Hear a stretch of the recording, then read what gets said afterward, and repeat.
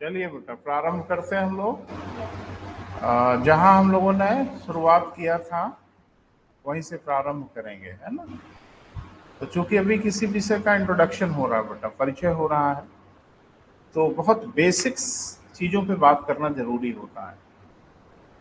या तो एक उपाय यह है कि हम मान लें कि आपको चीजें आती होंगी, तो मैं नहीं मानता। आती हो आपको आती रहे, लेकिन मैं आखिरी बच्चे के लिए पढ़ाऊंगा जिसको बिल्कुल नहीं आता। हम तो क से ही पढ़ाएंगे। तो थोड़ा सा रिवाइज करके बेटा आगे की ओर बढ़ते हैं। एक जीएस का विषय है बेटा जिसको हम लोग बोलते हैं ना अर्थव्यवस्था। अर्थशास्त्र नहीं, इकोनॉमिक्स नहीं, इकोनॉमी पढ़ते हैं हम लोग। काहे पढ़ रहे हैं? बीमारी है पढ़ने की, है ना। ना भैया, कोई बीमारी उमारी नहीं है पढ़ने की। अरे 10-12 ठो क्वेश्चन आएगा भैया प्री मेंस में, मेंस में भी आएगा, प्री में भी आएगा, इंटरव्यू में भी पूछ लेते हैं कभी कभी। तो थोड़ा सा हमको समझ रखनी है, क्योंकि ये सामान्य अध्ययन है, जनरल स्टडी है। लेकिन इसको लेके कुछ कंफ्यूज मत करिएगा। ये सिर्फ कहने के लिए सामान्य अध्ययन है, वास्तव में यह असामान्य अध्ययन है। अब वो सामान्य अध्ययन का जमाना ही खत्म हो गया। ज्योग्राफी जो आप पढ़ रहे हो, संविधान जो आप पढ़ रहे हो, ये सामान्य रह गया है। ये पढ़ पढ़ के लोग जीआरएफ क्वालिफाई कर ले रहे हैं। भूगोल मैंने पढ़ाया जीएस के लिए, और हरीश वही भूगोल पढ़ के जीआरएफ क्वालिफाई कर गया। जीआरएफ करने के लिए भैया जी लोग दिल्ली और कहाँ कहाँ जाते हैं कोचिंग करने, और तथाकथित विशेषज्ञ लोग पढ़ाते हैं भूगोल जीआरएफ के लिए, और फिर भी रह जाता है बच्चा। तो अभी कुछ भी सामान्य नहीं है बेटा, सब कुछ असामान्य है। लेकिन किसी विषय की व्यापक समझ होना बहुत जरूरी है। गहराई बहुत ज्यादा ना हो। अब जाहिर सी बात है, आपकी परीक्षा में अर्थव्यवस्था से क्वेश्चन जो पूछे जाएंगे उसमें सिद्धांत नहीं पूछे जाएंगे, थ्योरीज नहीं पूछी जाएगी, लेकिन कुछ थ्योरी का व्यवहारिक उपयोग तो आपसे पूछा ही जाएगा। उस पर थोड़ा सा फोकस करना। तो 2 मिनट में रिवाइज करके बेटा हम फिर आते हैं अपने विषय पर। जैसा मैंने बताया कि ये जिसे पढ़ते ही क्यों है, तो पिछले लेक्चर में आपसे बात हुई थी कि जैसे अर्थशास्त्र या अर्थव्यवस्था इस तरह के शब्द हमको सुनाई देते तो पैसा रुपया दिखाई देने लगता है, यानी कुछ पैसे वैसे से इनका लेना देना है। तो पहला तो भ्रम अपना दूर कर लीजिए कि अर्थशास्त्र का पैसे से कोई प्रत्यक्ष लेना देना नहीं है।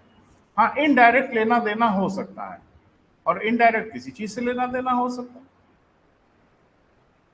मैंने आपको बताया था कि अर्थव्यवस्था सिर्फ एक समस्या से लड़ता है, यानी पूरा जो अर्थशास्त्र है वो एक समस्या से जूझ रहा होता है। वो ये समस्या है कि हम धरती पर इतने ढेर सारे लोग हैं, और हम लोगों के जीवन में तमाम आवश्यकताएं, भौतिक आवश्यकताएं, मानसिक आवश्यकता की बात नहीं कर रहा, भौतिक आवश्यकताएं हैं। हमको कपड़ा चाहिए, हमको गाड़ी चाहिए, हमको मोटर चाहिए, हमको घर चाहिए, मकान चाहिए, घड़ी चाहिए, मोबाइल चाहिए, टीवी चाहिए, फ्रिज चाहिए, एसी चाहिए, न जाने क्या क्या चीजें। चीजों की लिस्ट छोटी मोटी है, ये सारी चीजें आपको चाहिए होती है। और हमारी जिंदगी को बेहतर करने के लिए शायद इन सब चीजों की आवश्यकता है, भौतिक नजरिए से देखें तो ये कहा गया कि भौतिक चीजों की जो हमें आवश्यकता है इसको कौन मैनेज करेगा। एक बात मुझे बताइए, बहुत सिंपल सी बात है, अगर बैंक ना होते तो 80,000 करोड़ की फैक्ट्री किसकी औकात थी लगाने की? हैसियत किसकी थी? बोल नहीं रहे हैं। तो ये अर्थव्यवस्था ने ही तो सोचा। ऐसे समझो बेटा, बहुत सिंपल सी बात है। आजमगढ़ में या किसी शहर में आप बात करें तो ऐसे बहुत ढेर सारे लोग होंगे जिनकी घरों में 10-20-50 हज़ार रुपया कैश होगा, ज्यादा भी हो सकता है, कुछ दीवार वाल के पीछे भी हो सकता है ना। लेकिन एक बात मुझे बताइए, किसी शहर में अगर आप देखें तो ऐसे बहुत ढेर सारे लोग हो सकते हैं जिनके पास 10-20-50 हज़ार लाख रुपए हो, घर पे पड़ा हो। और कुछ लोग ऐसे भी होंगे जिनको इन पैसों की निकट भविष्य में कोई जरूरत नहीं। पता नहीं मेरी बात समझ पा रहा है? उनको भी महीने 2 महीने वो सरप्लस पैसा है भाई, उनके पास पड़ा हुआ है, डर के मारे नहीं निकालना है या घर में रखे हैं कि इमरजेंसी कोई आ जाए क्या हो जाए, तो घर में पैसा है। एक चीज बताइए, मोहल्ले में एक व्यक्ति है जिसको अचानक मेडिकल कुछ कंडीशन घर में क्रिएट हो गई, 1 लाख रुपए की आवश्यकता है, मोहल्ले में तमाम लोग रखे हुए हैं, हर कोई दे देगा? व्यवहारिक चीज बताइए जो हम पूछ रहे हैं, बिल्कुल हर कोई नहीं देगा। उनको वो दे देगा जो उनको जानने वाला हो, जो उनका परिचित हो, रिश्तेदार हो, वो दे सकता है कि भाई संकट का समय इनकी मदद करिए। एक बात मुझे बताइए, एक शहर में अगर सारे लोगों का पैसा एक जगह जुटा लिया जाए, मैं भारत की बात नहीं कर रहा हूं, मैं जिले की भी बात नहीं कर रहा हूं, मैं तो एक शहर की बात कर रहा हूं। एक शहर में जिसके जिसके पास सरप्लस पैसा है उनसे पूछ लिया जाए कि भैया ये पैसा आपको 2 4 6 महीने में आवश्यकता नहीं ना है? अरे 500, 1000, 2000, 4000, 10,000 तो सबके पास इस तरह का एक्स्ट्रा हो सकता है। तो कह सकते हैं हाँ, वो सारा पैसा एक जगह जुटा लिया जाए, मान लें कोई ऐसी व्यवस्था बनाई जाए, वो सारा पैसा एक जगह जुटाया जाए, तो वहां तो ठीक ठाक पैसा हो जाएगा। बोल नहीं रहे, शायद करोड़ों तक मामला पहुंच जाए, और फिर 1 करोड़ में कोई बड़ा काम हो सकता है, फिर 1 करोड़ में कोई बिग वर्क हो सकता है, एक छोटा मोटा इंडस्ट्री लगाई जा सकती है। बोल नहीं रहे, लेकिन अगर ये सब लोग दबा दबा के अपने घरों में रखे रहेंगे पैसा, तो कोई बड़ा काम हो पाएगा? बोल नहीं रहे, नहीं हो सकता। तो इस तरह का कौन देने वाला है पैसा? भाई मैं कह दूं कि पूरे मोहल्ले भर के लोग सब पैसा हमको दे दो, मोहल्ले वाले कहेंगे कोई पैसा वैसा नहीं है, कहा आपको दे दो भैया, और कहाँ दूध के आप दूल्हे हैं ले दे के निकलने कहीं? तो अगर उनको गारंटी हो जाए, भरोसा हो जाए, तो शायद दे दें। तो क्या बैंक हमारे भरोसा नहीं है? बैंक हमारे वही तो भरोसा है, और बैंक का काम क्या है? वही तो सबका पैसा एक जगह जुटाना। और क्या करता है बैंक? रिक्शे वाले का, ठेले वाले का, खोमचे वाले का, ऑटो वाले का, बिजनेस वाले का, व्यापारी का, नौकरी चाकरी, सबका पैसा एक जगह जुटाता है। आपको पता है बैंक के पास कितना पैसा हो गया? बैंक के पास इतना पैसा हो गया कि विजय माल्या को 40,000 करोड़ का लोन दे दिया। औकात किसकी है 40,000 करोड़ देने की? किसकी है? बैंक की है। और बैंक का पैसा बैंक का नहीं है, तो हमारा पैसा है। लेकिन आप बताइए कितनी खूबसूरती से हमारा आपका पैसा एक जगह जुटाया जाता है, और वो बड़ा पैसा हो जाता है, उस पैसे से कोई बड़ा काम हो जाता है। एक कार बनाने की फैक्ट्री बन जाएगी 80,000 करोड़ रुपए में, बन गई ना? किसके पैसे से बना? हमारे आपके पैसे से बना। तो अब कार जब बनाने की फैक्ट्री बनेगी तभी तो कार हमें उपलब्ध होगी। अब कार जब उपलब्ध होगी तो हमारी जिंदगी बेहतर हुई कि नहीं हुई? अर्थव्यवस्था इसी माथापच्ची में पड़ा रहता है कि लोगों की जिंदगी को कैसे बेहतर किया जाए, लेकिन यहाँ बेहतर का अभिप्राय भौतिक चीजों से है, फिजिकल चीजों से है, आध्यात्मिक चीजों से नहीं है। आध्यात्मिक बेहतर होने का तरीका अगर जानने की कोशिश करोगे तो फिर पता नहीं क्या क्या क्या हो जाए। फिर तो ये भी संभव है कि घर और छोड़ के रात में ही फरार हो गए, मालूम चला हिमालय की गुफा में नजर आ रहा है।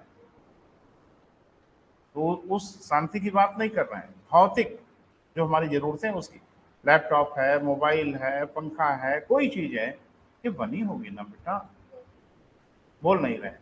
तो ये कहा अर्थशास्त्र में कि हमारे विषय का सिर्फ एक उद्देश्य है कि betterment of human life on earth, धरती पर लोगों की जिंदगी कैसे बेहतर हो जाए, इसी का अध्ययन है अर्थशास्त्र।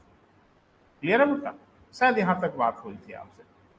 मैंने आपसे बोला था कि किसी वस्तु को बनाने में या किसी सेवा को प्रोड्यूस करने में उत्पादन, मैंने बार बार आपसे कहा कि 2 चीजों का होता है। एक वस्तु ऐसी चीजों का उत्पादन होता है जिन्हें हम छू सकते हैं, देख सकते हैं, है ना बेटा? एक ऐसा उत्पादन होता है जिसे हम सिर्फ अनुभव कर सकते हैं, मेजर नहीं कर सकते, उसे सेवा कहते हैं। तो उत्पादन 2 चीजों का होता है, वस्तु का भी होता है, सेवा का भी होता है। और बड़ी मजेदार बात है कि दोनों बेचा जाता है, वस्तु भी बेची जाती है, सेवा भी बेची जाती है। और सरकार इसलिए बड़ी सतर्क हो गई कि वस्तु बेचने वाले तो कर देते ही देते हैं, सेवा वाले भी दो भैया। भाई फायदा आप कमा रहे हो ना, तो सेवा पे भी सर्विस टैक्स दीजिए। अब सर्विस टैक्स आजकल तो जीएसटी के दायरे में आ गया, लेकिन कर तो लगता है ना। हम लोग क्या दे रहे हैं आपको? कोई वस्तु दे रहे हैं ना? ना, सेवा दे रहे हैं। एक डॉक्टर के पास आप जाते हैं, डॉक्टर क्या देता है आपको? सेवा देता है। एक वकील के पास जाते हैं, वकील सर्विस देता है। एक होटल में जाके आप रुकते हैं, उनके गद्दे पे सो लिया, उनके बाथरूम को यूज कर लिया, उनका नल खोल के पानी वानी से हाथ मुंह धो लिया, तो उनका क्या चला गया? तो हमने सेवा ही तो ली है ना उनकी। उनका तकिया लेके तो नहीं भाग गए। अब कुछ भाग भी जाते हो अलग बात है, तो जाहिर सी बात है कि हमने कोई चीज लिया तो नहीं ना भैया, आपके सामान का थोड़ा सा उपयोग किया और उपयोग करवाई हमने, दे दिया आपको। जैसा होटल होता वैसा ले लेते हैं, 5 स्टार होटल में तो लाखों ले लेते हैं। तो ये क्या है? सब सेवा है। सेवा भी बेची जाती है, वस्तु भी बेची जाती है, लेकिन ध्यान रखना, सेवा के भी उत्पादन में और वस्तु के भी उत्पादन में 3 संसाधनों की आवश्यकता है। पिछले लेक्चर में सोमवार को बहुत विस्तार से बात हुई। कौन कौन बेटा? प्राकृतिक संसाधन। अच्छा, एक बेटा हम निवेदन आपसे करेंगे, ये नया विषय है, कुछ हमारे भीतर शुरुआत करें, और यहां छोड़ोगे छाड़ोगे ना शुरू के लेक्चर, तो हवा में टंग जाएंगे आप। ये ध्यान रखिएगा कि शुरू के लेक्चर उक्चर किसी हालत में ना छूटने पाए। बाद में छूटेगा चलेगा। अभी हम लोग नींव बनाते हैं, नींव ही नदारत है तो आप बता नहीं पाओगे बिल्डिंग कैसे बनेगी। नींव दिखेगी, थोड़ा आइडिया लगेगा, यहाँ एक कमरा लग रहा है, नींव ही नहीं दिखेगी बेटा तो कहानी खत्म हो जाएगी। नया विषय है ना, तो थोड़ा सतर्क रहिए। क्लियर है बेटा? तो 3 प्रकार के संसाधन हैं, मैं फिर से लिखूंगा बोर्ड पे बेटा, क्योंकि इसकी भी जरूरत पड़ेगी। एक को हम लोग कहते हैं प्राकृतिक संसाधन, रिसोर्सेज, नेचुरल रिसोर्सेज। किसको कहेंगे? ऐसी प्रत्येक वस्तु जिसको नेचर, प्रकृति हमको फ्री में देती है। क्या फ्री में देती है प्रकृति आपको? ऑलमोस्ट सोना फ्री में देती है, चांदी फ्री में देती है, लोहा फ्री में देती है, तांबा फ्री में देती है, कोयला मुफ्त की देती है, क्रूड ऑयल फ्री में देती है, हवा आपको फ्री में मिलती है, ऑक्सीजन आपको फ्री में मिलती, फ्री में ही तो मिलती है ना। और सब तो छोड़ दो, पानी फ्री में मिलता है। आप कहेंगे हम तो सर खरीदते हैं दुकान पे जाके बोतल, तो बोतल का पैसा नहीं दोगे, पानी ना फ्री में है, तो प्लास्टिक की बोतल भी फ्री में है। बोतल में पानी की भरवाई नहीं दोगे, दोगे ना? फिर पानी की ढुआई नहीं दोगे, दोगे ना? और फिर फ्रिज में ठंडा करवाए हो तो ठंडा करवाई नहीं दोगे, तो वसूलेंगे ही आपसे। पानी ना फ्री में है। क्लियर? प्रकृति ने पानी देते समय पैसा नहीं लिया। क्लियर है बेटा? प्रकृति ने सोना देते समय पैसा नहीं लिया, प्रकृति ने कोयला देते समय पैसा आपसे नहीं लिया। तो प्रकृति द्वारा प्रदत्त वह सभी वस्तुएं जो हमको निःशुल्क मिल जाए, वो क्या कहलाती है बेटा?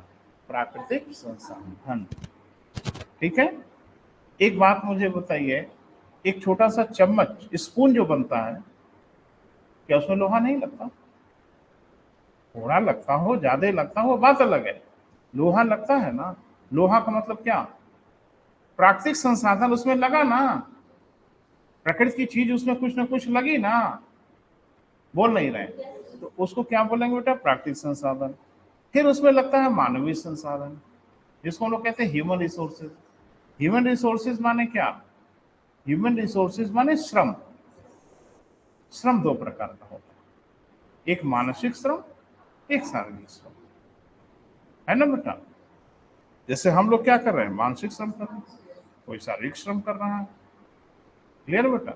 इसको बोला जाता है मानवीय संसाधन। और तीसरा कैपिटल, पूंजी। ठीक है बेटा? जिसको हम लोग भौतिक संसाधन भी कहते हैं। ये क्या होता है बेटा? ये वो होता है कि मनुष्यों द्वारा निर्मित वह प्रत्येक वस्तु। क्लियर है?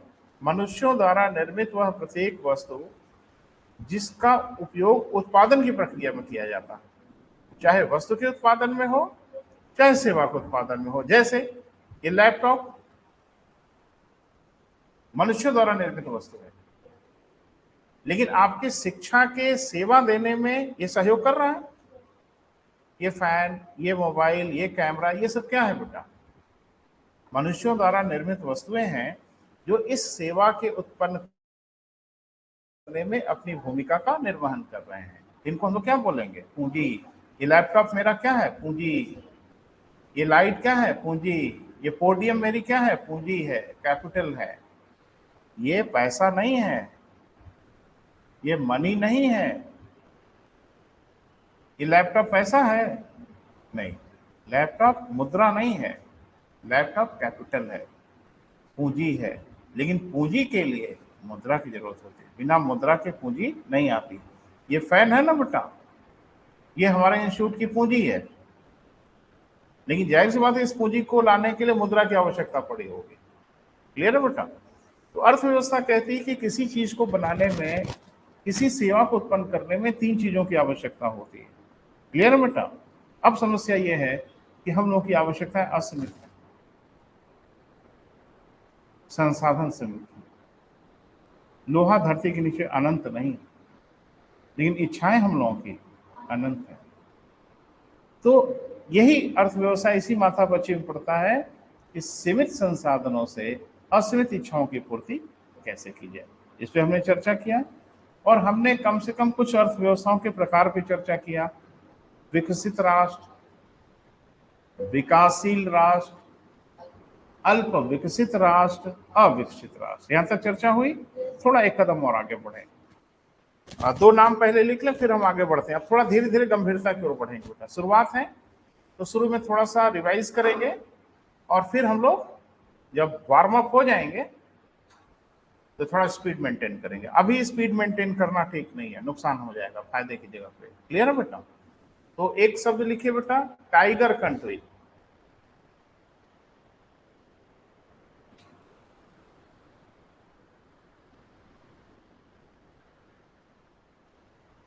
और दूसरा लिखिए रेड डंकी। पहला क्या बेटा? डिफाइन करेंगे, लेकिन बारी बारी से लिखो, इकट्ठे मत लिखो। Tiger country. आपसे अगर परीक्षा में पूछे कि टाइगर कंट्री किसे कहते हैं, टाइगर राष्ट्र किसे कहते हैं, तो बहुत सिंपल, जिन देशों में टाइगर पाए जाते हैं। अरे भैया, अर्थव्यवस्था पढ़ रहे हैं ये? नहीं,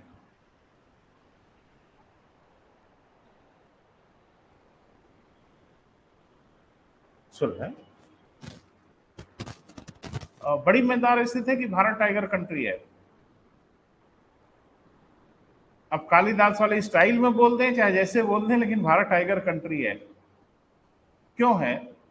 क्योंकि जिन देशों की अर्थव्यवस्था सबसे तेजी से आगे बढ़ रही होती है, जिन देशों की विकास दर सबसे तीव्र होती है, उन देशों को टाइगर कंट्री कहा जाता है। और इस समय भारत दुनिया का टाइगर कंट्री है। भारत की आर्थिक विकास इतनी तेज हो रहा है, उतनी तेज आर्थिक विकास दुनिया में किसी का नहीं हो रहा है। क्लियर है बेटा?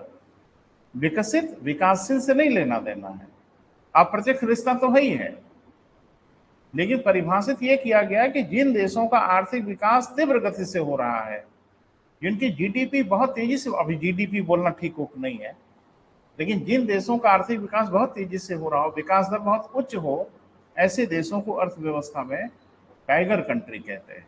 लिख लें, एक लाइन में डिफाइन कर लें, छोटा सा नाम है। जिन राष्ट्रों का आर्थिक विकास तीव्र गति से हो रहा हो, जिन राष्ट्रों का आर्थिक विकास कैसे बेटा? तीव्र गति से हो रहा हो, उन्हें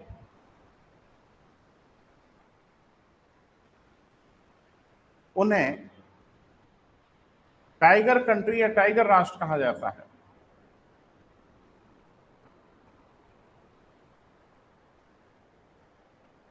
ठीक है बेटा? वर्तमान समय में भारत, चीन इसी श्रेणी में माने जाते हैं।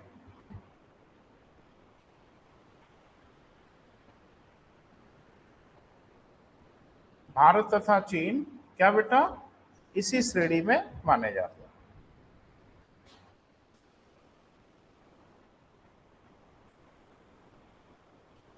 दूसरा नाम बेटा रेड डंकी। लिखें, इसमें सामान्य रूप से विकसित देशों को शामिल किया जाता है।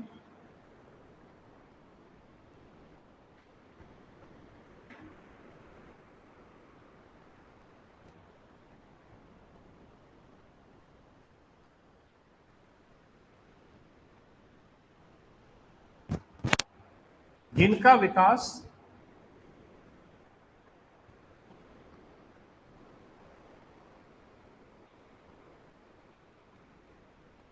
हो चुका हो,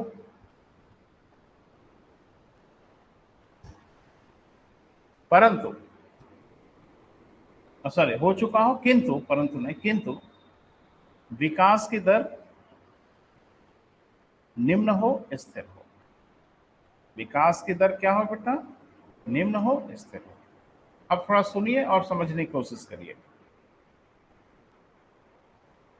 जैसे भारत की विकास दर अगर देख रहे हो तो बहुत अच्छी चल रही है इस समय, 6, 7, 8 के आसपास पहुंचने की कोशिश करें। अभी जो अनुमान लगाया गया कि 8 के ऊपर होगी विकास दर। जर्मनी की विकास दर देखो 1% के आसपास। यही हालत जापान की विकास दर है। तो इनको जब हम देखते हैं तो हमको बड़ा अच्छा प्रतीत होता है, तो थोड़ा प्राउड होता है कि भारत का विकास बहुत तेजी से हो रहा है। तो गलतफहमी ना पालिए, आपके 8% पे भारी पड़ जाता है उनका 1%। कैसे पड़ जाता है, एक उदाहरण से समझिए। मोहल्ले के जरा उस घर का उदाहरण रखिए जो घर अभी हाल हाल में बना है, नव धनाढ्य। आजकल नव धनाढ्य ज्यादा है। तो जो घर अभी हाल हाल में बना है, आप देखोगे उस घर में रोज कुछ न कुछ सामान आ रहा है। बोल नहीं रहे, अभी अभी बना है, गृहस्थी का सामान अभी कुछ है नहीं, तो किसी दिन फ्रिज आ रहा है, तो किसी दिन टीवी आ रही है, तो किसी दिन बेड आ रहा है, किसी दिन कुछ आ रहा है। आप देखते हो उस घर में निरंतर कुछ न कुछ आता ही रहता है। और पड़ोसी देख के बड़ी ईर्ष्या करते हैं, कितने पैसे वाले हैं, रोज इनके घर में कुछ न कुछ आता ही रहता है। फिर मालूम चला अगले दिन एक कार खरीद के लाए। जाहिर सी बात है उनके घर में कुछ नहीं है, हर चीज उनको खरीदनी होगी, तो उनके घर में रोज कुछ न कुछ तो आएगा ही, तभी ना पूरा होगा। लेकिन घर में, मोहल्ले में एक घर वह भी है जिसके पास सब कुछ है, सब कुछ है। उसके घर में टीवी कहाँ आएगी? बोल नहीं रहे, उसके घर में रोज फ्रिज क्यों आएगा? क्यों? उसके घर में सब पहले से है। और उसके घर में अगर कोई चीज नहीं आ रही है तो हल्के में ना लें आप,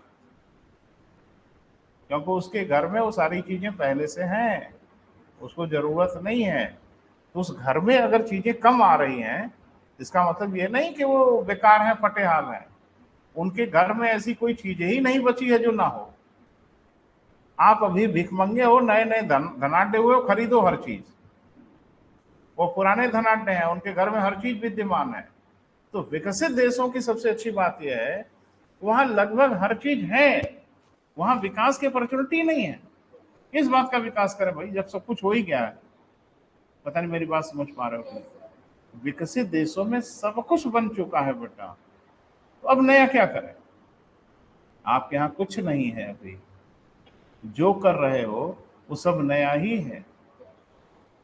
भारत में सड़क बनाने की तो इतनी अपॉर्चुनिटी है कि अगले 40-50 साल तो सड़क बनाने में निकल जाएगा, सरकार बनाए तो। क्योंकि एक तरफ की सड़क बनती है तब तक दूसरे तरफ की उजड़ जाती है। एक ही शहर में उलझे रहते हैं और उजड़ नहीं जाती। अनमैनर्ड प्लानिंग, अनमैनर्ड प्लानिंग, सरकार के पैसे की तहस नहस कर रहे हैं। अभी सड़क बनाएंगे, फिर बीच सड़क में गड्ढा खोदेंगे, पाइप बिछाएंगे। अभी पटरी पे इंटरलॉकिंग लगेगी, तब तक मालूम चला कि अब यहाँ नाली बनेगी। आप देखते हो ना कितना अनमैनर्ड कार्यक्रम होता है।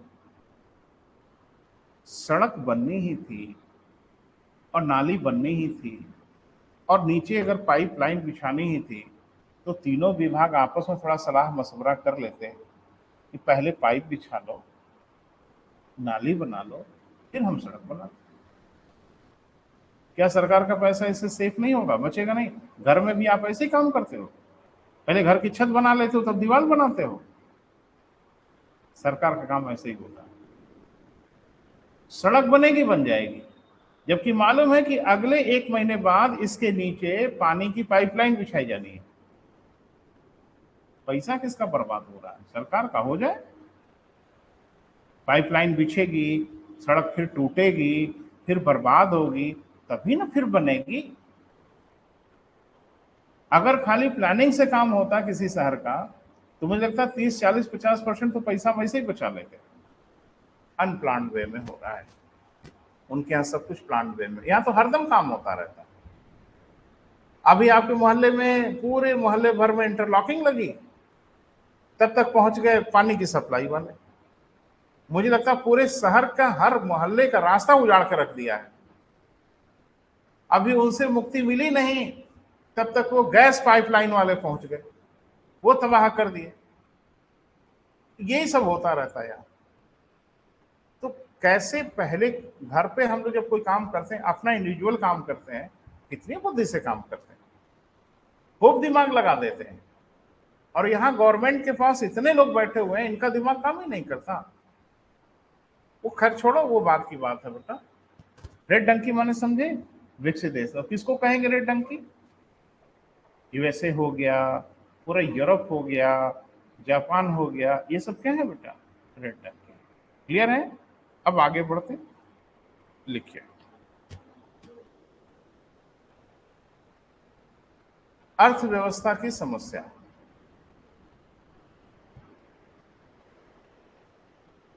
थोड़ा मेंस वाला भी डायमेंशन लेके चला जाए बेटा, है ना? अर्थव्यवस्था की क्या बेटा? समस्या।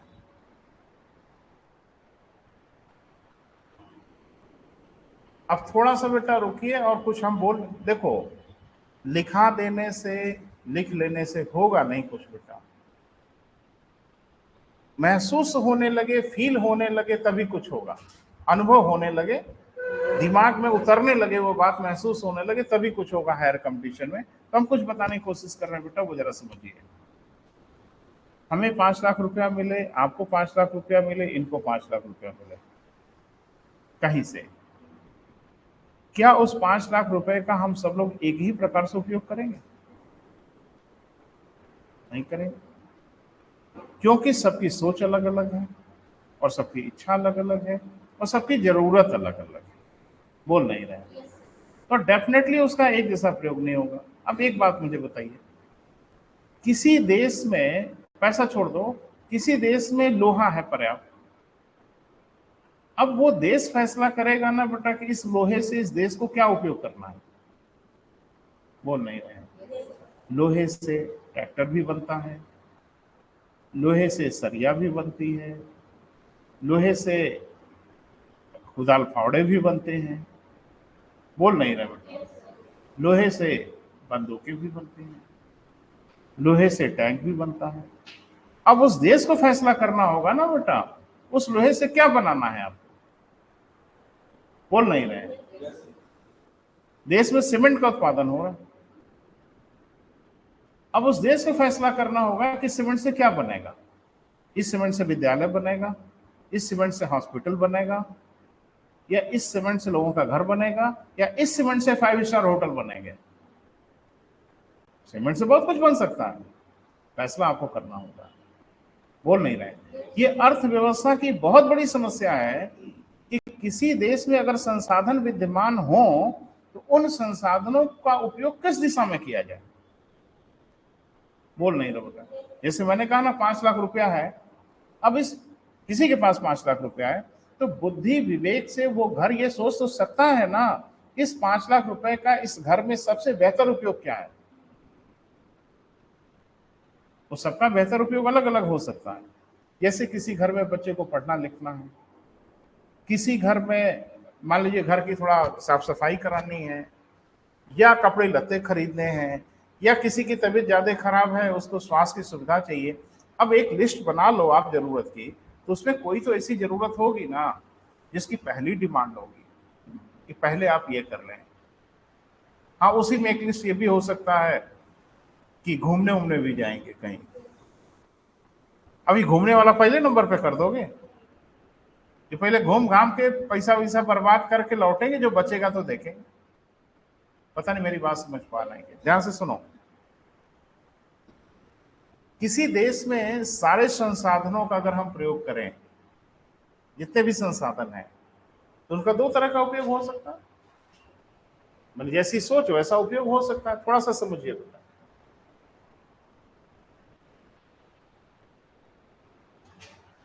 जैसे कोई देश अगर अपने सारे संसाधनों का प्रयोग करता है, तो मैंने कहा ना कि लोहे से बंदूक भी बनती है, लोहे से फावड़ा भी बनता है, सीमेंट से प्राइमरी स्कूल भी बनेगा, सीमेंट से एक होटल भी बनेगा।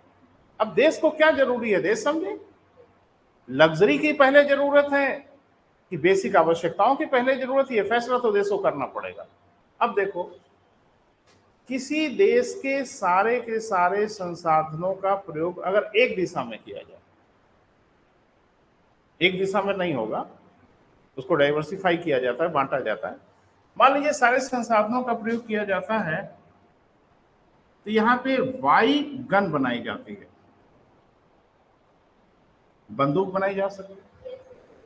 बंदूक का अभिप्राय बंदूक नहीं है, बंदूक का अभिप्राय एक भाव सूचक शब्द है। इसका मतलब ऐसी चीजें जिनकी सुरक्षा के लिए या इस तरह की चीजों का उपयोग किया जा सकता है, आम जीवन में इसका बहुत ज्यादा उपयोग नहीं है। और एक्स, ब्रेड बनाया जा सकता है। ब्रेड मतलब जीवन की आवश्यकता की चीजें, बोल नहीं रहे। तो कोई देश अगर अपने संसाधनों को इस दिशा में मोड़ दे, सारे संसाधनों को, तो एक्स वाई बंदूकें बनाई जा सकती हैं। उन्हीं संसाधनों को अगर इस दिशा में मोड़ दे, तो एक्स ब्रेड बनाई जा सकती है। मैंने कहा बंदूक माने बंदूक नहीं, और ब्रेड माने ब्रेड नहीं, है ना, भाव है। तो क्या देश अपने सारे संसाधनों को, एक भारत के पास जितना पैसा रुपया आ रहा है, भारत उस सारे पैसे रुपए से तोप, टैंक और हवाई जहाज ही खरीद रहा है। देश की जितनी इनकम हो रही है, देश सारे पैसे से राफेल विमान खरीद ले रहा है, टैंक खरीद रहा है ना राफेल विमान, बोल नहीं रहे हैं। लेकिन सारा पैसा अगर हम मोड़ दें कि देश की जितनी कमाई होगी अब सॉरी, देश की जितनी कमाई होगी अब उससे हम हथियार खरीदेंगे, तो कहें बहुत हथियार खरीद सकते हैं। अरे 300 लाख करोड़ से ज्यादा का हमारा बजट है, अगर हथियार खरीदने लगे तो पट जाए पूरा भारत हथियारों से, और फिर किसकी हैसियत है जो आंख उठा के देखेगा हमारी ओर, बोल नहीं रहे। लेकिन हथियार चलाने वाले ही नहीं रहेंगे, वही गायब हो जाएंगे, मर जाएंगे खाने पीने बिना, बोल नहीं रहे। वो भी तो जरूरी है।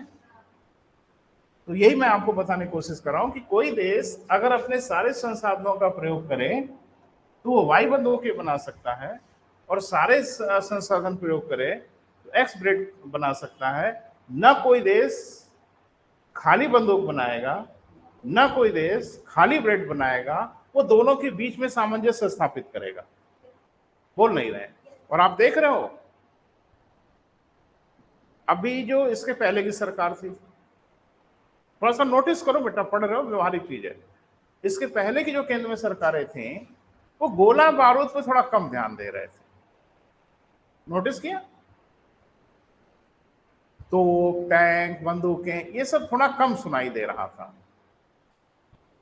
साहब जब से आए हैं तब से तो ये सब कुछ ज्यादा ही सुनाई दे रहा है, पहले से कुछ ज्यादा ही दिख रहा है ना?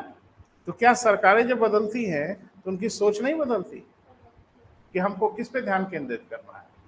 मैं ये नहीं कह रहा हूं कि सरकारें बाकी चीजों पे ध्यान नहीं दे रही हैं।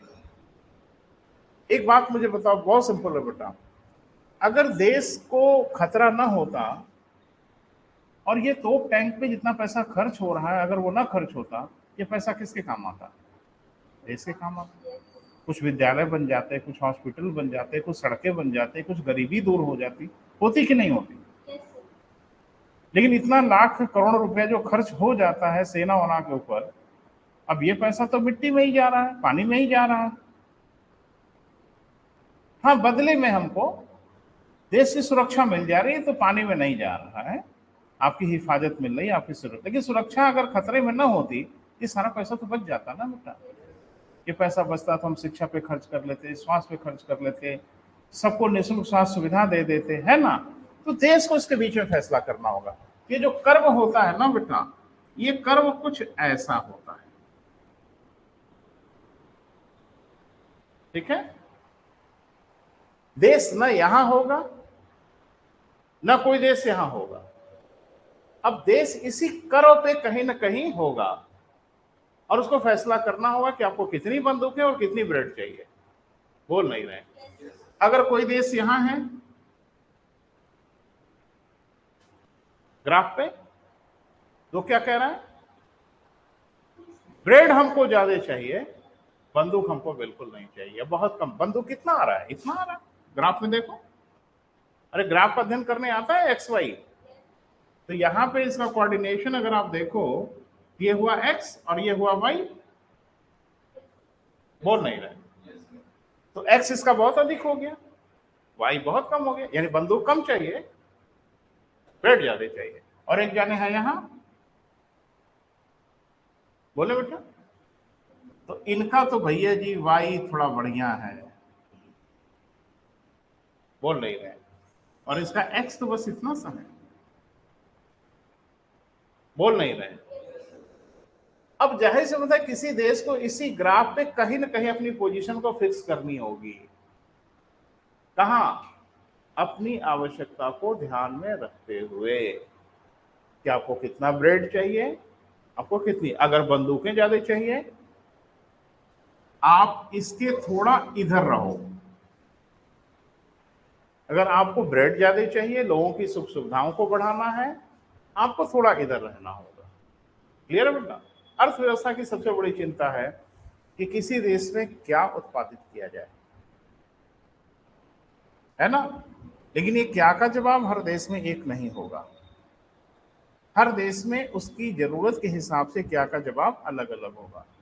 हो सकता है कि किसी के घर में विदेश घूमना पहली आवश्यकता हो सकता है किसी के घर में बच्चों की शिक्षा दीक्षा पहली आवश्यकता हो सकता है किसी के घर में बच्चों के शादी विवाह की पहली आवश्यकता हो। ये तो डिपेंड करता है उस घर की नीड क्या है, आवश्यकता क्या है। तो लिखिए बेटा,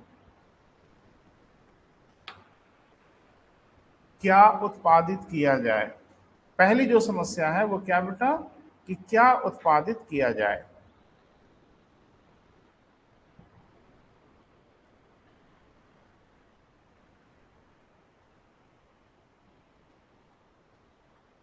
हाँ, कुछ लोग क्या को तार्किक रूप से न सोच के जबरदस्ती करने लगते हैं। पता नहीं मेरी बात आप समझ पा रहे हैं कि नहीं। घर की जरूरत कुछ अलग है,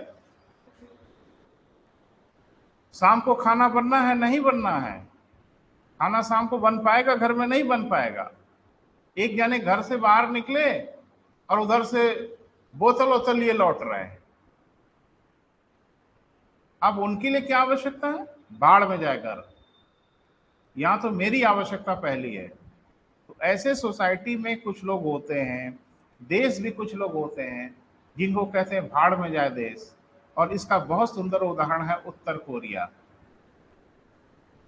आप देख रहे हो उस नालायक को, रातों दिन मिसाइल दाग रहा है।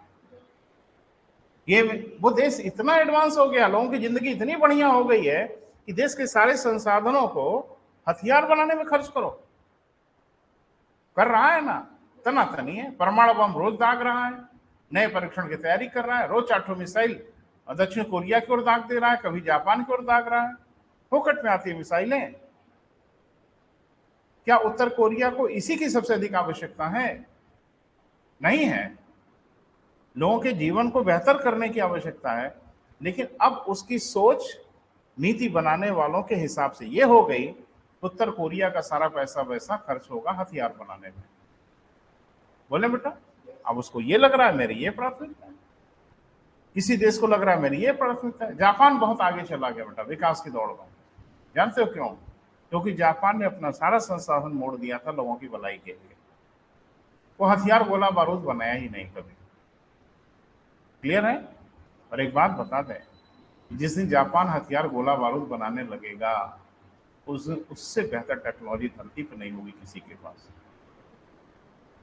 आपको ये नहीं लगता कि जापान फाइटर प्लेन नहीं बनाता? नहीं बनाता। और जिस दिन जापान फाइटर प्लेन बनाने लगेगा ना, लोग जहाज बनाते रह जाएं। वो अपने सारे संसाधनों को सड़क पे, शिक्षा पे, स्वास्थ्य पे, खाने पीने पे यहां खर्च करने लगा। उन चीजों से वो थोड़ा पीछे हट गया। उत्तर कोरिया उलट कर रहा है। इन सब चीजों से दूर हट के वो हथियार के ही पीछे पड़ा हुआ है। वैसे जापान भी बड़ा निराश हो गया इधर बीच में, क्योंकि सब धमका रहे हैं उसको। चीन अलग धमका रहा है कि ये 500 द्वीप जो किनारे वाले दिख रहे हैं मेरे हैं। उत्तर कोरिया अलग से धमका रहा है। तो जापान कर आप हम भी हथियार बनाएंगे, और फिर दिखाते हैं हथियार किसको क्या है। बेटा वो टेक्नोलॉजी के मामले में उनका कोई सानी नहीं है, और जिस भी इलाके पर कदम बढ़ा देंगे ना, कहर बरपा देंगे वहां। इसमें कोई शक सुबह नहीं है।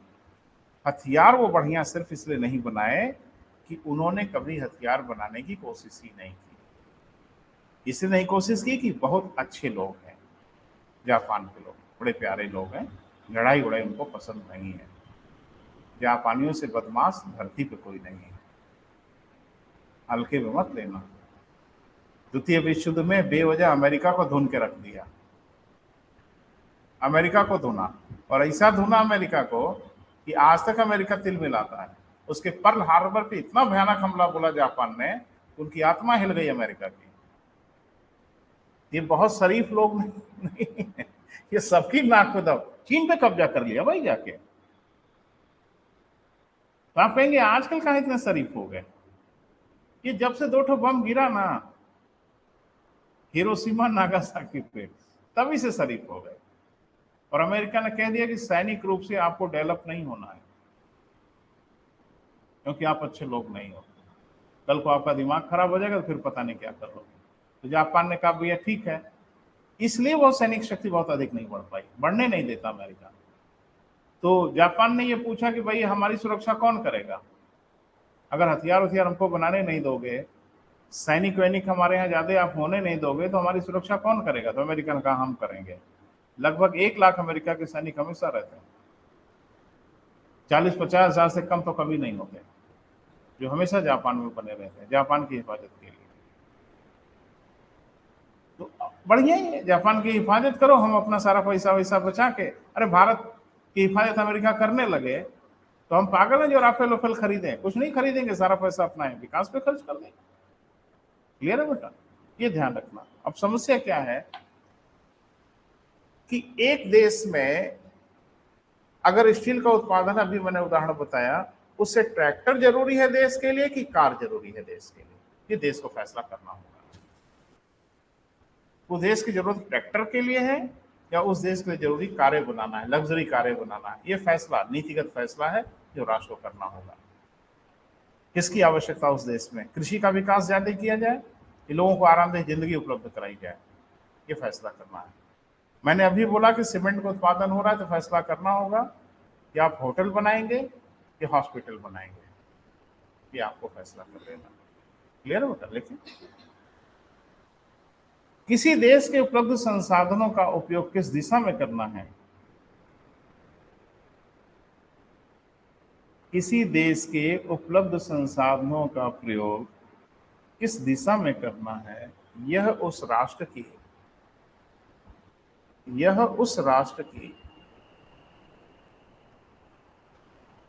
आवश्यकता तथा नीति पर निर्भर करता है।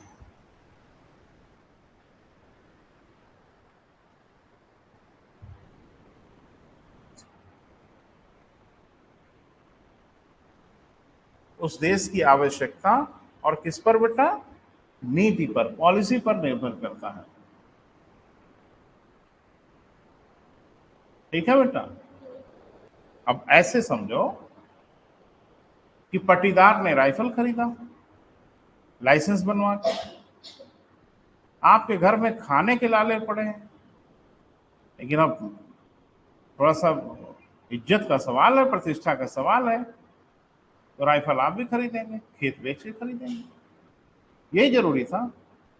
गन जरूरी है सुरक्षा के लिए, लेकिन पहले किसकी आवश्यकता है? जिंदगी शेष रहे तब तो सुरक्षा की बात करें। तो पट्टीदार ने खरीदा इसलिए कि वो बड़ा संभ्रांत था, उसके पास पैसा रुपया था, उसने गन खरीदा सुरक्षा के लिए। आप फटे हाथ, ढंग से कपड़े नहीं है शरीर पे और राइफल खरीदे। सोमालिया हुए हो, सोमालिया में यही हाल चल रहा है। पैर में जूते नहीं है, चप्पल नहीं है, ढंग से पूरे कपड़े नहीं है, लेकिन कंधे पे AK-47 टंगी हुई दिख रही है, घूम रहे हैं जंगल में। AK-47 ही सबसे जरूरी था कि खाना पीना कपड़े लत्ते हो जाना जिंदगी में ज्यादा जरूरी था। पता नहीं मेरी बात समझ पा रहे हो कि नहीं। किस चीज की आवश्यकता है बेटा, इसको तो निर्धारण करना पड़ेगा ना। हमारे पट्टीदार ने यही किया, जिसका खामियाजा भुगत रहा है वो। जब भारत ने परमाणु बम का परीक्षण किया तो पट्टीदार ने यह कहा कि हम घास की रोटी खाएंगे लेकिन परमाणु बम जरूर बनाएंगे। सुना है नेताओं का भाषण पाकिस्तान के, सुन लीजिएगा जाके। उन्होंने कहा कि हम कुछ भी कर लेंगे, खाली पेट रहेंगे, खाना नहीं खाएंगे, परमाणु बम जरूर बनाएंगे। बना लिया, अब खाली पेट रहो, रह ही रहे। आटे के लिए मर रहे हैं, खाने के लिए मर रहे हैं। ये देखा देखी में काम गड़बड़ा दिया परमाणु बम बनाने के। तो उस देश की आवश्यकता परमाणु बम बनाना थी, उस देश की आवश्यकता लोगों के जीवन को पहले बेहतर करना था। परमाणु बम अगर सक्षम होते तो बनाते, लेकिन भारत की देखा देखी, जब पट्टीदार के पास परमाणु बम हो गया तो हमारे पास भी हो, बना लिए और हालत बद से बदतर हो गई। और हमारे यशस्वी प्रधानमंत्री ने कहा कि आपको चिंता करने की जरूरत नहीं है पाकिस्तान की, क्योंकि वह अपनी मौत खुद ही मर जाएगा। मर ही रहा है अपनी मौत। उधार लेते लेते अभी पढ़ाएंगे आपको, ये चौथी दुनिया का देश है। एक दिन मैंने आपको इशारा किया था कि 4 दुनिया के देश होते हैं, पाकिस्तान 4th वर्ल्ड कंट्री है। इसकी परिभाषा यह है कि जिसका लेना कभी न देना। हमारे समाज में भी होता है ना ऐसा। लो, हमारे समाज में कुछ ऐसे लोग हैं जिनको अगर उधार दिया आपने, वो कभी नहीं देंगे आपको। वैसे ऐसे लोग विख्यात हो जाते हैं, फिर इनको कोई उधार नहीं देता। पाकिस्तान अब उसी दशा में चला गया। यही परिभाषा है बेटा, आगे हम आपको बताएंगे। एक ऐसा राष्ट्र जो अंतर्राष्ट्रीय ऋणों को चुकाने की दशा में ही ना हो, उसकी औकात ही ना हो कि जो ऋण लिया है वो चुका दे, ऐसे देशों को चौथी दुनिया के राष्ट्र कहा जाता है। और पाकिस्तान बड़े प्यार से चौथी दुनिया के राष्ट्र में शामिल हो गया। अब ये उधार तो सिर्फ ले रहा है, लेकिन किसी का उधार अरे उधार नहीं बेटा, उधार का ब्याज नहीं दे पा रहा है, उधार क्या चुकाएगा। और अब धीरे धीरे और दलदल में फंसता चला जा रहा है। अब जानते हो क्या कर रहा है, ब्याज चुकाने के लिए उधार ले रहा है। जिनसे उधार लिया है, उधारी नहीं बेटा, उस उधारी का ब्याज चुकाने के लिए उधार ले रहा है, और फिर उस उधार का और पहले वाले उधार का कुछ ज्यादा ही ब्याज आ रहा है। धीरे धीरे दलदल में धंसता जा रहा है और धंस गया है। अब वहां से निकल पाना बहुत कठिन कार्य है, बहुत मुश्किल कार्य है, लगभग नामुमकिन कार्य है। क्योंकि इतना उधार ले चुके हैं ये कि ब्याज ठीक ठाक से चुका दें वो बड़ी बात है, मूलधन क्या चुकाएंगे। और कोई विदेशी ऋण जो मिलता है वो फोकट में नहीं मिलता, फ्री में नहीं मिलता, वसूली तो होगी आपसे। श्रीलंका से वसूल लिया ना चीन ने, चीन ने श्रीलंका को उधार दिया था ना, और श्रीलंका से कहा मेरा पैसा दो, तो श्रीलंका का है ही नहीं है, कहा तब आके वसूल ले रहे हैं। उसका बंदरगाह ले लिया पूरा अमन टोटा, और कहा हम अपना पैसा वसूलेंगे तभी छोड़ेंगे इसको। कोई देश छोड़ेगा? एहसान कर रहा है किसी पर। तो मेरी बात समझ पा रहा है बेटा कि किसी देश की क्या वांछनीयता है, क्या वांछनीयता नहीं है, वो देश निर्धारित करता है। और इसको निर्धारित करने के 2 आधारभूत स्तंभ होते हैं। पहला, उस देश की वास्तव में क्या आवश्यकता है, और दूसरा, उस देश की नीति बनाने वाले कैसी नीति बनाते हैं। ये दोनों पर निर्भर करता है। लेकिन नीति बनाने वालों को नीति वैसी बनानी चाहिए जो देश की आवश्यकता हो। नीति बनाने वाले किसी मानसिक विकार से ग्रसित होंगे तो जाहिर सी बात आवश्यकता को किनारे कर देंगे और अपनी दादागिरी दिखाएंगे, जैसा उत्तर कोरिया में दिख रहा है। क्लियर है बेटा? दूसरा लिखो, हाँ, क्या लिखा बेटा इसमें? आवश्यकता नीति पर निर्भर करता है। लिखे, जैसे किसी देश में उत्पादित लोहे से, जैसे किसी देश में उत्पादित लोहे से बंदूकें बनाई जा सकती हैं अथवा कृषि के यंत्र बनाए जा सकते हैं।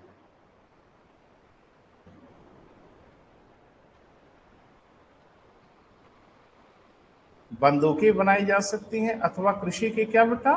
यंत्र। एक उदाहरण है बेटा,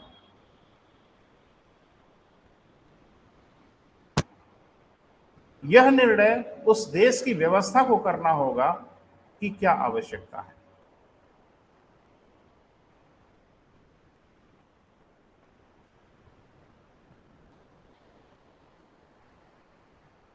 करना होगा क्या बेटा? करना होगा कि क्या आवश्यकता है, किसकी आवश्यकता है।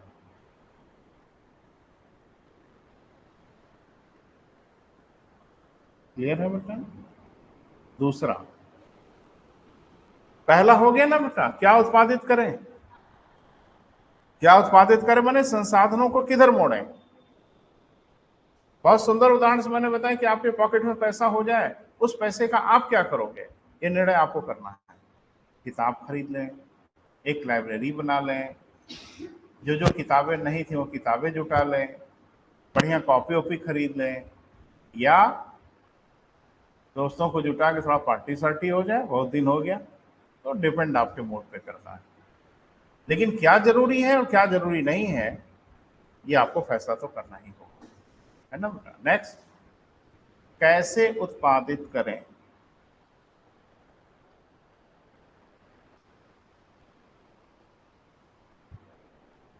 कैसे उत्पादित करें,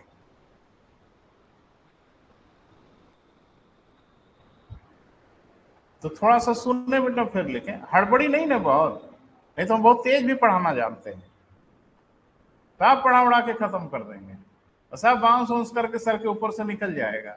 नहीं बेटा, ध्यान से सुनिए। दूसरा ये कहा गया कि कैसे उत्पादित करें। जैसे मैंने कहा कि हम लोगों के सामान्य जीवन में क्या नियम है कि किसी कार्य को करने में हम उस विकल्प का चयन करते हैं जिसमें सबसे कम पैसे में काम हो जाए। हम गलत बोल रहे हैं बेटा? बताइए ना। अगर किसी कार्य को करने के 3-4 तरीके से वो कार्य हो सकता है, हम उस वाले तरीकों को अडॉप्ट करना चाहते हैं या करने की कोशिश करते हैं जिसमें कम से कम लागत लगे, काम हो जाए। बोल नहीं रहे बेटा। आपको यहाँ से बनारस जाने के कई तरीके हैं, है ना। एक पैदल, तो मुझे लगता है इस धूप वूप में रिस्क न लें, ठीक है। बनारस तो छोड़ दो, कहीं और चले जाओगे हॉस्पिटल वगैरह में। दूसरा है बस से चले जाओ, तीसरा है एसी बस से चले जाओ, चौथा है एक कार हायर कर लो, कार बुक कर लो, चौथा है कि एक हेलीकॉप्टर बुक कर लो। ITI ग्राउंड में उतरेगा, वहीं से उड़ान भरिएगा, बनारस किसी ग्राउंड में उतर जाएगा, आपको छोड़ देगा। अब मुझे बताइए, अब डिपेंड ये करता है कि हमको बनारस कब जाना है। बनारस जाने की अगर बहुत इमरजेंसी नहीं है आपको बनारस जाने की, तो रोडवेज पे हर आधे एक घंटे में बस मिल जाती है। क्या जरूरत है कार बुक करने की? बोल नहीं रहे हैं। तो मैं ये कह रहा हूं कि एक ही कार्य को करने के कई तरीके दिख रहे हैं ना, इसमें से कौन वाला तरीका अडॉप्ट कर लेंगे हम लोग, कम पैसे में काम हो जाए हमारा बढ़िया। एक कह रहे हैं बस में जाएंगे तो सर सोच रहे हैं कार बुक कर ले, हमका क्यों? सर गर्मी बहुत है। तो अच्छा, गर्मी बहुत है तो एसी वाली कार से जाने का मन है यहाँ, तो एसी वाली कार से अगर बनारस जाओगे ना बेटा, तो मुझे लगता है कि 4-5 हजार तो ले ही लेगा, है ना। तो हम उपाय बताएं, एसी वाली बस से चले जाओ, काम भी हो गया, खर्चा भी बच गया, और कार से ज्यादा आनंद आएगा आपको एसी वाली बस में। हाँ बिल्कुल, कार की सीट और एसी बस की सीट में बड़ा डिफरेंस होता है। बस उसमें तो लगता है राजा महाराजा तरह से बैठे, यहाँ तो बंदर की तरह से बैठना पड़ता है। तो मुझे लगता है कौन सा विकल्प सही है, यही अर्थव्यवस्था कहता है कि किसी कार्य को करने के अगर कई विकल्प दिख रहे हैं बेटा, तो उसमें से हमको उस विकल्प का चयन करना चाहिए जिस विकल्प में कम लागत पर अधिक लाभ मिल जाए। हाँ या ना? सामान्य बुद्धि तो यही कहती है, लेकिन अर्थव्यवस्था कहती है कि ना, अगर एक काम करने के कई तरीके हों उत्पादन के, तो हमको वो वाला रास्ता चुनना है जिसमें पर्यावरण को कम से कम नुकसान पहुंचे, पर्यावरण को कम से कम क्षति पहुंचे। यानी अब जो हमारा विकास होना है वो ऐसा विकास होना है जिसमें हम पर्यावरण को कम से कम नुकसान पहुंचाएं, क्षति ना पहुंचाएं। पैसा ज्यादा खर्च हो रहा हो तो हो जाए, लेकिन पर्यावरण का नुकसान नहीं पहुंचना चाहिए। थोड़ा लिख लो बेटा, इसको आजकल हम लोग क्या बोलते हैं बेटा? सस्टेनेबल डेवलपमेंट, समपोषणीय विकास, सतत पोषणीय विकास कहते हैं। अब ये कहते हैं कि कैसे उत्पादित करें, इसका मामला अब शिफ्ट हो गया है। पहले अर्थव्यवस्था ये कहती थी कि वैसे उत्पादित करिए जिसमें मिनिमम इनपुट से मैक्सिमम आउटपुट मिले, कम लागत से अधिक लाभ मिले। अब अर्थव्यवस्था कह रही है कि नहीं, अब हमें वो रास्ता चुनना है जिन रास्ते पे पर्यावरण को कम से कम नुकसान पहुंचे। बोल नहीं रहे, पॉलीथीन नहीं यूज करना है, पेपर बैग यूज करना है। पॉलीथीन बहुत सस्ती है, बहुत सस्ती है, लेकिन पॉलीथीन यूज नहीं करेंगे। क्यों? पर्यावरण को नुकसान हो रहा है। पेपर बैग यूज करेंगे, भले 5 रुपए के एक मिले, लेकिन उसको यूज करेंगे। क्यों? पर्यावरण को बचाना है। पता नहीं मेरी बात समझ पा रहे हो क्या? लिखें, देखिए, किसी एक वस्तु के उत्पादन के लिए, किसी एक वस्तु के उत्पादन के लिए अनेक रास्ते हो सकते हैं। किसी एक वस्तु के उत्पादन के लिए अनेक रास्ते या अनेक तरीके हो सकते हैं।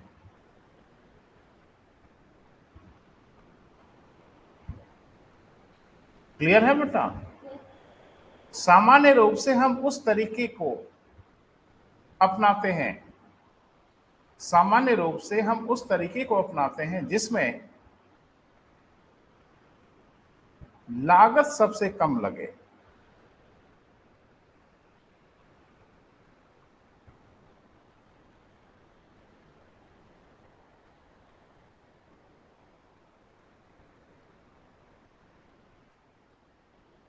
जिसमें क्या बेटा? लागत सबसे कम लगे। तो हम वैल्यूएट करते हैं कि इतना लगाने से ये मिल रहा है, इतना लगाने से ये मिल रहा है, तब हम ये सोचते हैं कि ये वाला काम करें कि इसमें इतना लगाने से ये सबसे बढ़िया आउटपुट हमको मिलेगा। सामान्य सिद्धांत तो यही है। बोल नहीं रहे, लेकिन अब अर्थव्यवस्था कह रहे हैं कि ना। देखें, वर्तमान समय में वर्तमान समय में अर्थव्यवस्था यह सुझाव देती है कि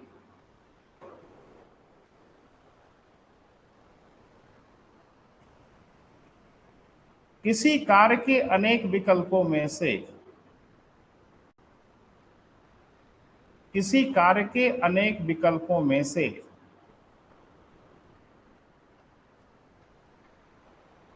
हमें उस विकल्प का प्रयोग करना चाहिए। अनेक विकल्पों में से उस विकल्प का प्रयोग करना चाहिए जिससे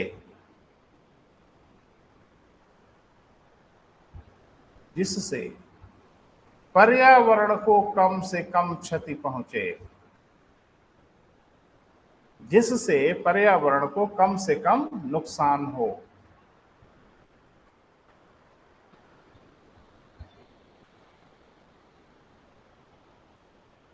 क्लियर हुआ बेटा? एक बात समझिए बेटा, विषय को अपने अंदर समाहित होने दीजिए, विषय को अपने अंदर पैदा होने दीजिए, विषय को रटिए मत। मैं ABCD से इसलिए पढ़ा रहा हूं बेटा, क ख ग घ से पढ़ा रहा हूं। कुछ बच्चों को बुरा भी लग सकता है कि ऐसे सर हमको आता है। ठीक है, आपको आता होगा, बहुत अच्छा है, मैं संतुष्ट हो जाऊं क से पढ़ा के। कि आपको आता हो तो बड़ा अच्छा है, नहीं आता है तो जान लो। हम बिल्कुल वेरी बेसिक से बता रहे हैं बेटा, और सब कुछ समझा देंगे आपको, कहीं कोई तकलीफ नहीं होगी। लेकिन हाँ, जो हम कहना चाह रहे हैं वो आप तक पहुंचना चाहिए। तो अब अर्थव्यवस्था की समस्याएं देख रहे हो बदल रही हैं। अब अर्थव्यवस्था पैसा बचाने के मूड में नहीं है, अब पर्यावरण को बचाने के मूड में है, अब सस्टेनेबल डेवलपमेंट के मूड में है। पहले डेवलपमेंट के मूड में थे। क्लियर है बेटा? तो अभी सब चर्चा करेंगे हम विस्तार से, घबराइए मत। दूसरा, संसाधनों का, अगला पॉइंट, संसाधनों का समुचित उपयोग।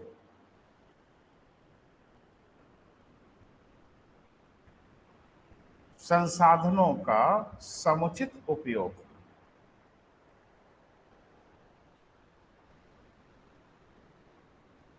ये क्या मतलब है बेटा? लिखो मत, जो हम बता रहे हैं उसको समझने की कोशिश करो, घबराइए मत। धीरे धीरे पढ़ेंगे बेटा, सब पढ़ लेंगे, है ना? भारत के संविधान में तो ऐसे डर रहे थे कि जिस हिसाब से पढ़ा रहे, लग रहा 5-6 साल तो लग ही जाएगा। लगा? निपट गया ना? सब निपट जाएगा, मुझे पता है। अभी हम वार्म अप हो रहे हैं, अभी हम स्टार्ट कर रहे हैं। एक बार वार्म अप होंगे ना तो स्पीड लगा देंगे, कहीं कोई परेशानी नहीं। जरा ध्यान से सुनो। कहा जा रहा है कि संसाधनों का समुचित प्रयोग होना चाहिए अर्थव्यवस्था में। अब जरा सा एक उदाहरण देखो। भारत में बहुत ढेर सारे डॉक्टर, मुझे लगता है डॉक्टरों की पूरी फौज खड़ी है भारत में, और भारत में बहुत ढेर सारे लोग स्वास्थ्य की समस्या से मर रहे हैं, यानी स्वास्थ्य की सुविधाएं उपलब्ध नहीं हो पा रही। बोल नहीं रहे हैं। अब जरा गौर से देखो, भारत में एक तरफ कुछ ऐसे लोग हैं जिनको स्वास्थ्य की सुविधाओं की आवश्यकता है, और भारत में लाखों डॉक्टर बेरोजगार हैं, है ना? तो कहां परेशानी दिख रही है? संसाधन का हम समुचित प्रयोग कर ही नहीं पा रहे हैं। संसाधन उपलब्ध हैं, डॉक्टर अवेलेबल हैं, हम डॉक्टर और पेशेंट के बीच का कनेक्शन नहीं स्थापित कर पा रहे हैं, तो संसाधन बेकार हो रहा है। फैक्ट्रियों में ताला बंद है, श्रमिक बेरोजगार हैं। फैक्ट्री में हड़ताल चल रही है और श्रमिक बेरोजगार घूम रहे हैं। ये क्या है? संसाधनों का सही ढंग से उपयोग नहीं हो रहा है, गड़बड़ी हो रही है। लोग बेरोजगार हैं, फैक्ट्री में ताले बंद हो रहे हैं ताबड़तोड़, एक के बाद एक फैक्ट्रियां बंद होती जा रही हैं, लोग बेरोजगार होते चले जा रहे हैं, कुछ तो गड़बड़ है। यानी इस कनेक्शन हम सही ढंग से स्थापित नहीं कर पा रहे हैं। हाँ या ना? भारत में धरती पे सबसे अधिक शिक्षक हैं, फिर यहां साक्षरता सबसे अधिक क्यों नहीं है? भारत में यहां सबसे अधिक वकील हैं, लेकिन ढेर सारे लोगों के साथ नाइंसाफी क्यों हो जा रही है? कनेक्शन नहीं है ठीक से। अरे भारत में जितने वकील हैं धरती पर नहीं हो, ठीक है?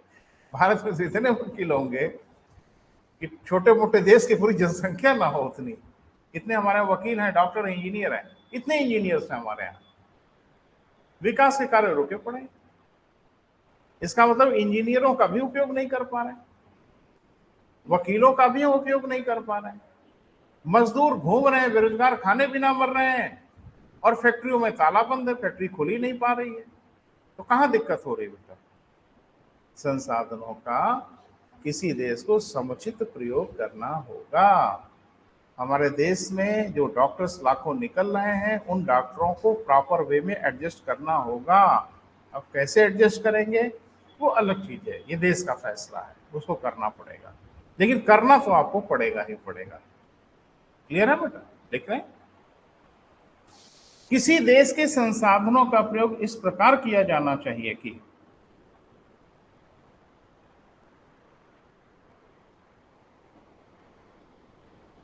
लोगों को समुचित साधन उपलब्ध हों।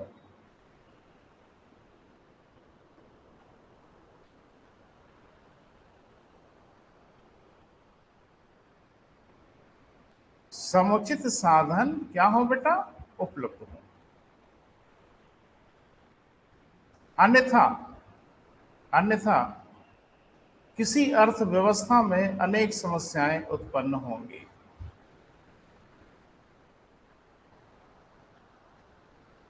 अन्यथा किसी अर्थव्यवस्था में क्या बेटा? अनेक समस्याएं उत्पन्न होंगी। जैसे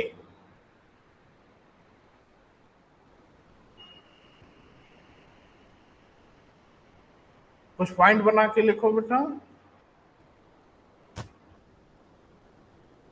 जैसे 1 पॉइंट 2 पॉइंट ऐसे बना के लिखो। जैसे श्रमिक बेरोजगार हों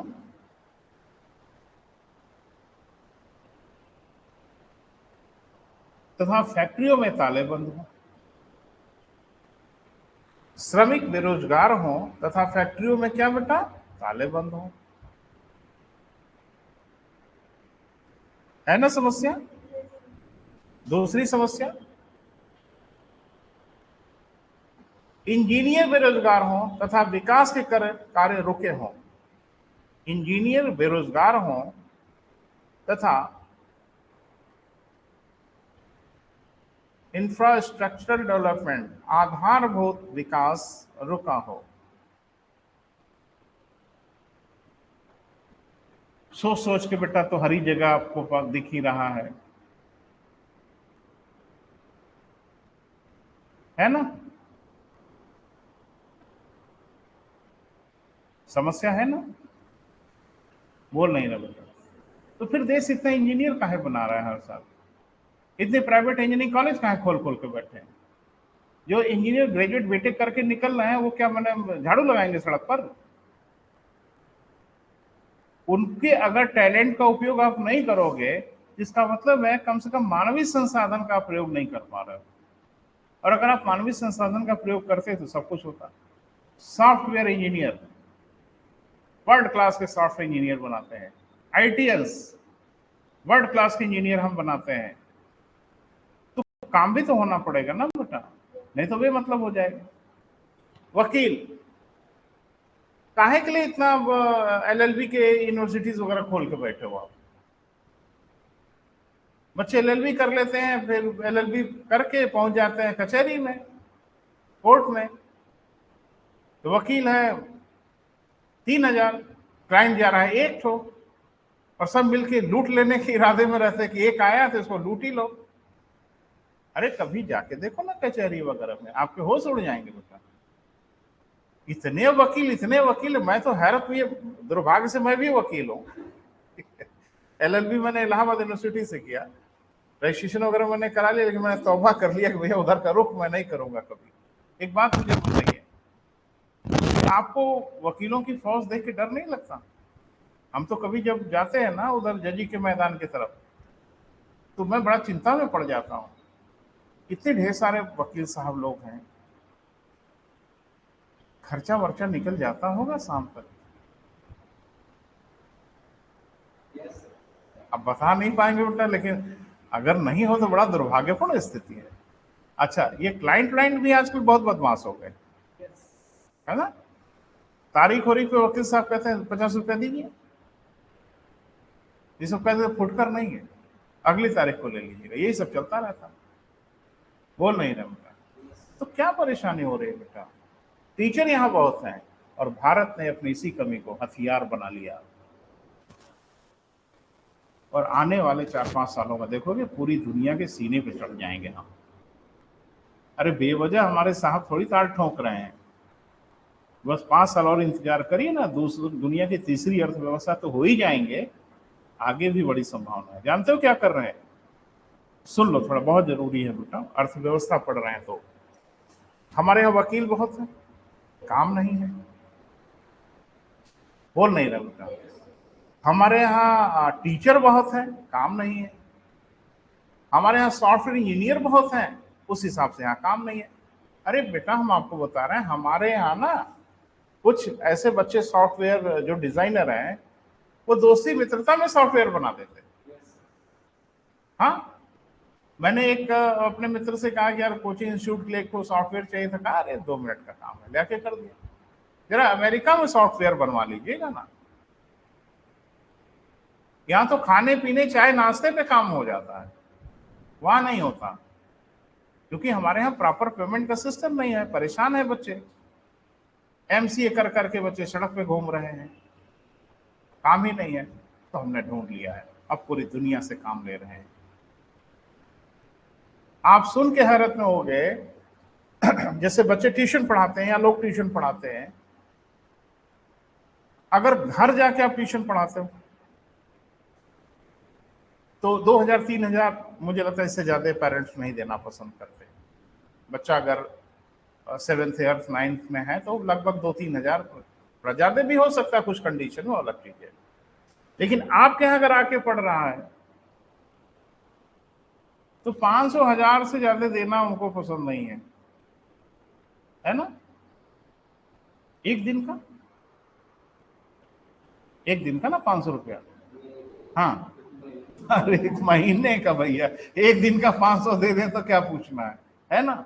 अब थोड़ा सुनो, हम लोग क्या जो 5th 6th 7th में बच्चे जो पढ़ते हैं कॉन्वेंट वगैरह में, तो उनको होमवर्क बड़ा ठीक ठाक मिलता है ना?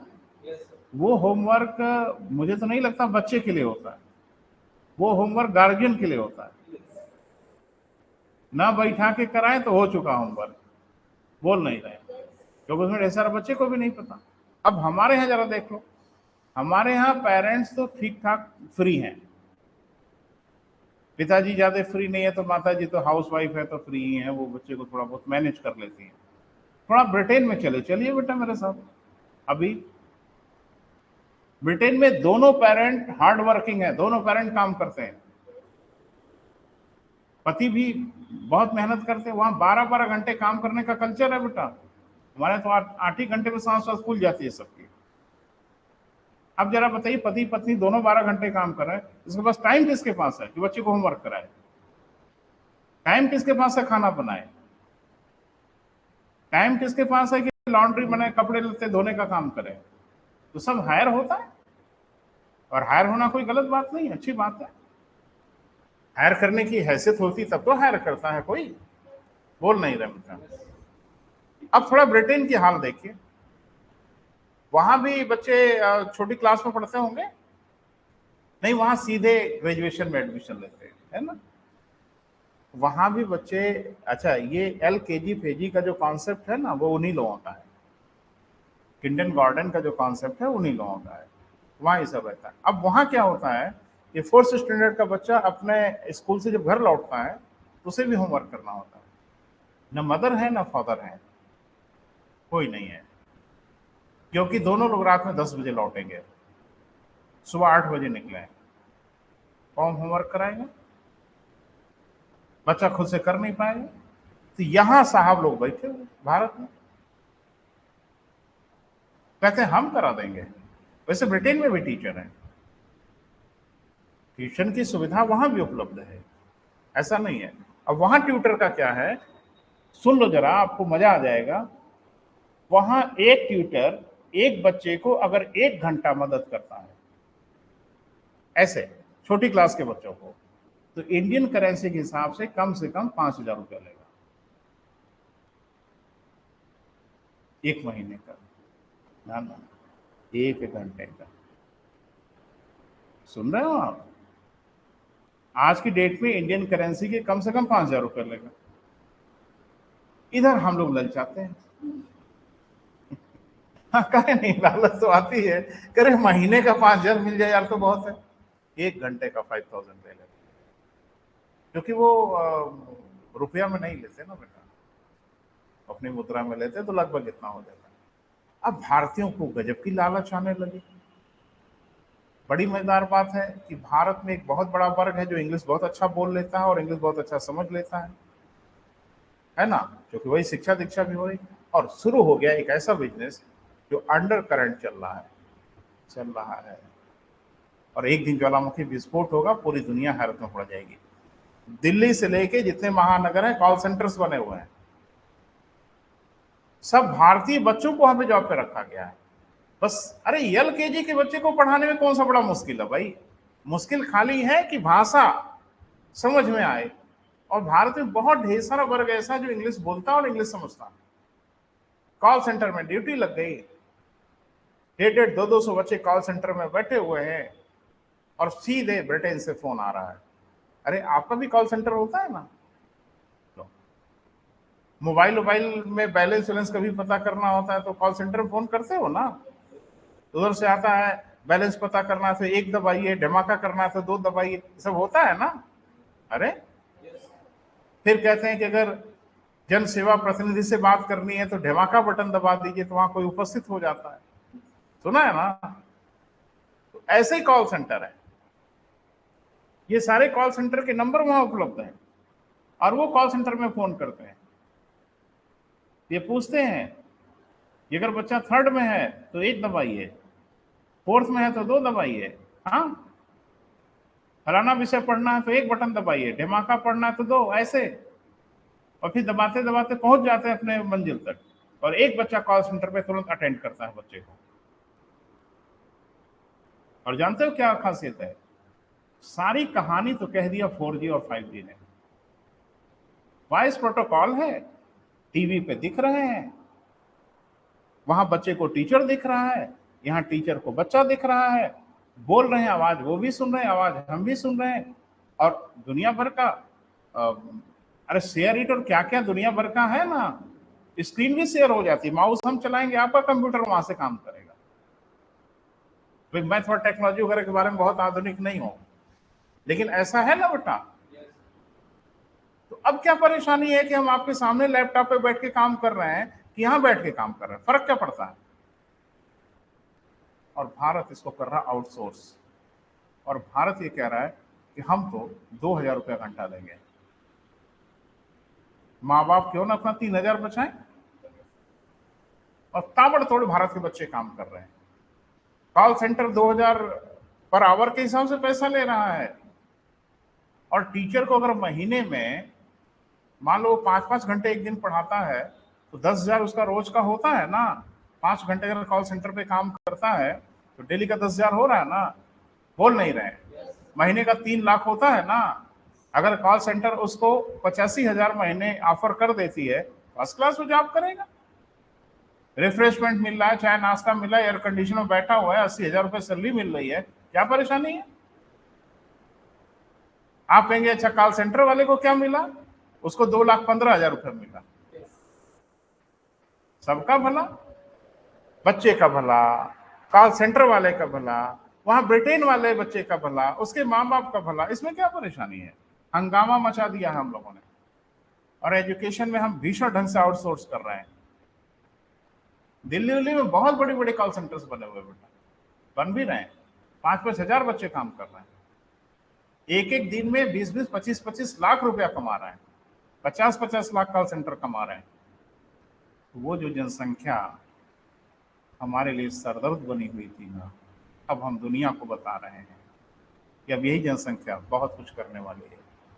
यही है बेटा, संसाधनों का कैसे बेहतर उपयोग हो जाए, और जैसे बेहतर उपयोग होगा सबका लाभ होने लगा। देखो ना यहाँ किसका हित हो रहा है, वहां भी लाभ हो रहा है, माँ बाप का लाभ हो रहा है, कॉल सेंटर वाले का लाभ हो रहा है, आपका लाभ हो रहा है, सबका लाभ हो रहा है। क्या परेशानी है ऐसे कार्य करने में?